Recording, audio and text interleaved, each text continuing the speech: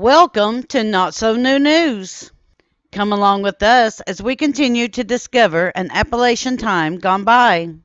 Today's article comes from the town of Whitesburg and Letcher County Kentucky's newspaper, the Mountain Eagle.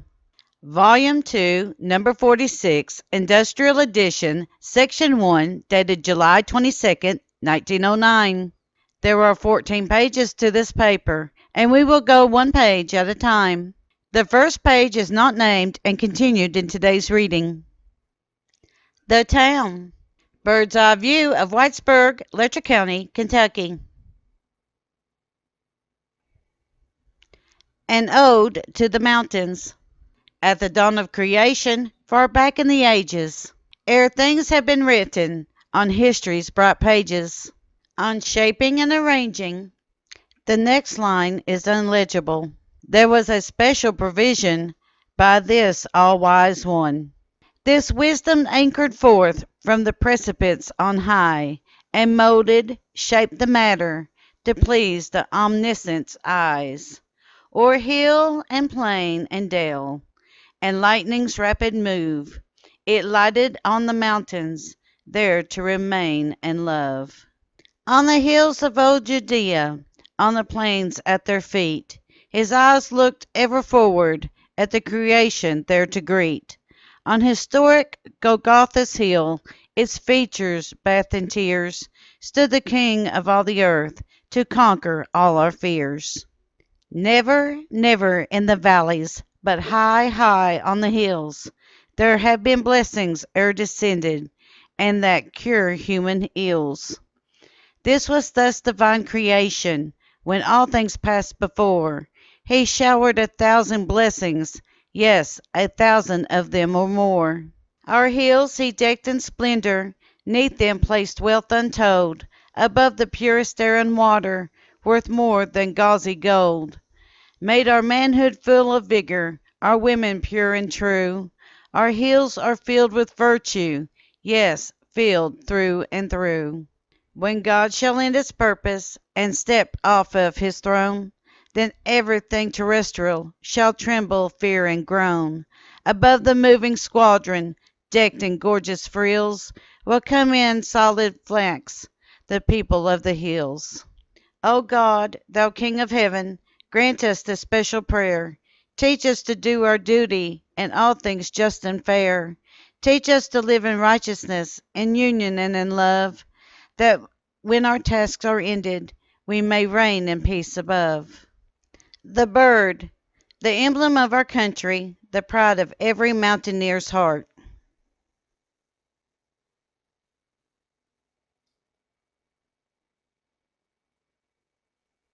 The man, Nehemiah Mark Webb.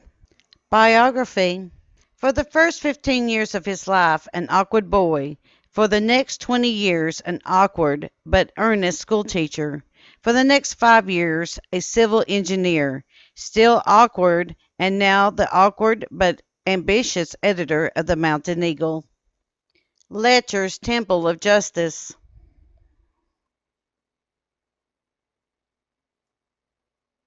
Historical. Letcher County was created by the acts of the legislature of 1842 from parts of Harlan, Perry, and Pike counties, and named after the governor Robert P. Letcher.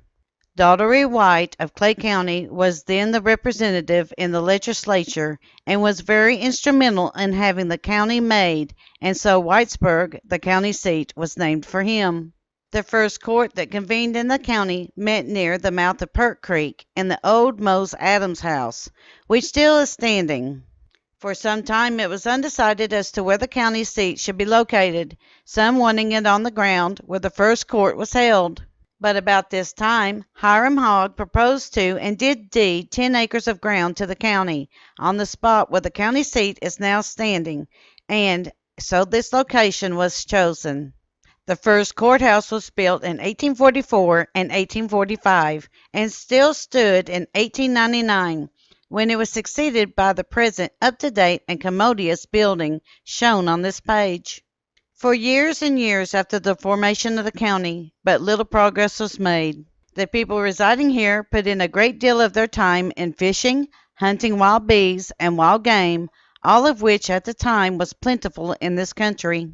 They were a hardy, strong, and healthy people, and could easily live without much effort. Scarcely a thing was imported for private use. The women manufactured with their own hands much of the clothing worn. Railroads had scarcely been heard of, and many of our citizens who had business at the state capital would walk the distance. People would travel 15 or 20 miles to help their neighbors roll logs and make fences. Most every housekeeper had his own little still house. Whiskey was almost as plentiful as the waters that run to the creeks and branches, and it was the purest ever dipped from a worm. Strange to say, it was very seldom that a man got drunk. Most of the people who settled in now what is Letcher County came from North Carolina and Virginia, and were of the very purest Anglo-Saxon. They, both men and women, were mostly big, brawny, and muscular, and in a foot race, a fistic combat, or any other feat that required alertness, they were the equal of any. It is generally believed that about 25 different named generations settled in this section. These married and intermarried long afterward, until within a few years almost everybody became directly or indirectly related. The same is true now as then. From the best information we can gather, Nathaniel Collins was the first county judge, and John T. Williams was the first county court clerk. They were each elected by the justices. These justices retained their offices by virtue of having been officers of the mother counties from which the new county was formed. The first court held, where the county seat now is, was held in a house as big as the world, under the shade of a beech tree. Of course the records were poorly kept, and that accounts partly for the poor data we now have. Besides, the late Civil War played havoc with most of the records. This article is not intended to deal very greatly with the first history of Letcher County, but rather its purpose is to talk concerning it now. Letcher County, as it generally known, lies at the extreme southeastern end of the state, in the Appalachian highlands. Originally, it was covered almost entirely by virgin forests of all kinds of timber, indigenous to a hill country and a climate like this. A great percent of the big poplars and giant black walnuts have already felt the woodman's axe, and on the bosom of the streams which their boughs shaded have floated away. And today, beyond the seas, the homes of the rich are made more palatial thereby. Though almost every hillside and along the hundreds of ridges and spurs stands millions of the hardwoods, as yet almost untouched, while thus some sections many big poplars still stand, monuments to what were, but now are not. It is likely at this time more than 4/5 of the country is yet uncleared, and our farmers are beginning to realize the importance of economizing their forests. To speak of the mineral wealth of Letcher County is to speak of her coal beds alone, for it is very probable that no other mineral exists in any extent in paying quantities. Aside from this, and reasoning from what is no news to the commercial world, there is enough coal in Letcher County, elusive of the great beds laying all around her in other counties, to light up the world and fire its industries for 1,000 years. Big talk, this, isn't it? Well, when you begin to figure on the amount of coal in a single vein from 8 to 13 feet in thickness, spread over at least 300,000 acres of land. Besides, there are ever so many different veins. The best coal by far is in the Boone, Elkhorn, Millstone, and Upper Rockhouse regions, though good judges say that while the coal is the thickest in these regions, it is equally fair in all other sections of the county. No less than 50% of the coal area of the county is owned by foreign corporations, including the big concerns as the Northern Coal and Coke Company, the Mineral Development Company, and the Rockhouse Realty Company. Other concerns own big areas, but we have not heard their names at hand. In the Cumberland and Black Mountain regions of the county, the coal is said to be of equal value to any. As yet, these great coal fields are untouched, and a great portion of our people stand ready to welcome the magic hand of development. They believe that they stand on the edge of a dawning day that will break to light and to show the world the greatest and richest coal fields of the earth has ever known. At this time, agriculture on a local scale is the occupation of 9/10 of the people. From a rough and rugged hill land, they are drawing succulents, and in a strict sense happy and contented. They are nearest Anglo-Saxon, nearest primeval, nearest heaven, and next to God. The county is blessed in 1,000 ways.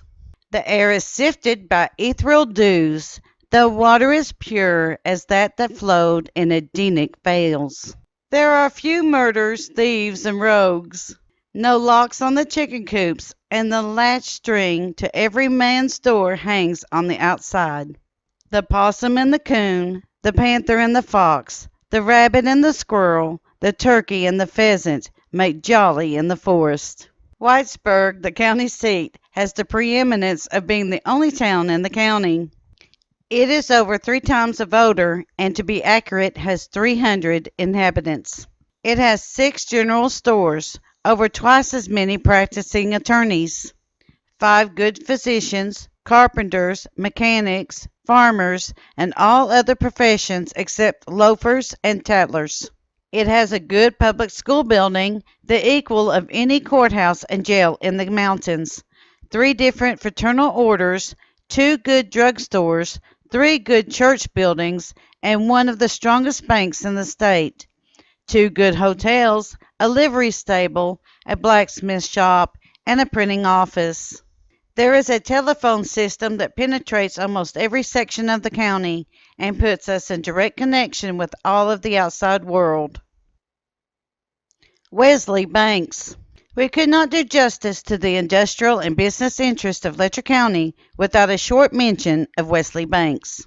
The truth is, Wesley Banks is the pioneer teacher of the public schools of the county and has done more for the common schools of Letcher County than any man in the profession.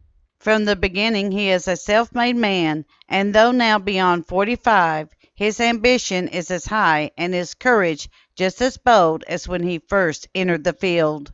May he live forever and his courage never abate. A. Sergent. Among the popular traveling men of Letcher County is Mr. Arch A. Sergent, the subject of this sketch. Mr. Sergent was born on Collie Creek in Letcher County something over 30 years ago. He prepared himself for teaching when young and followed the profession for some time. Then he engaged in merchandising and was a success till a disastrous fire swept up his earnings, and he went on the road for a well-known firm, the Norton Grocery Company of Norton, Virginia. Mr. Sergent is the son of ex-sheriff Wilson Sergent and the son-in-law of James H. Mullins of Ovenfork. He is capable and industrious and has a large concourse of firm friends all over the county. He now resides at Ovenfork, this county, and has a number of bright and interesting children. This concludes today's reading of page 1 of the July 22, 1909 Mountain Eagle. We at Kentucky Tennessee Living would like to thank you for your continued support as we bring to you the history of the Appalachian Mountains.